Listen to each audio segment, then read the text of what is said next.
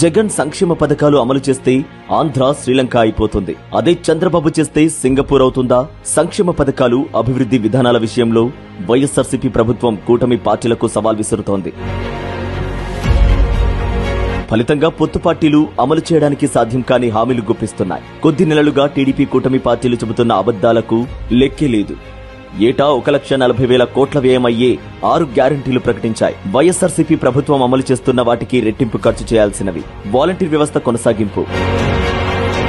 TDP వస్తే తెలుగుదేశం మద్దతుదారులతో గతంలో ఉన్న జన్మభూమి కమిటీలను తిరిగి తెస్తుందని ప్రతి ఒక్కరికి తెలుసు. 25 లక్షల ఉద్యోగాల కల్పన. 2014 నుంచి 2019 మధ్య నాటి టీడీపీ ప్రభుత్వం తెచ్చింది 35,000 ఉద్యోగాలు మాత్రమే. టీడీపీ కూటమి అబద్దాల హామీలను గమనిస్తే కేవలం ఎన్నికల్లో గెలవాలని కానీ రాష్ట్ర అభివృద్ధి గురించి ఏ మాత్రం ఆలోచించడం లేదని అర్థమవుతోంది.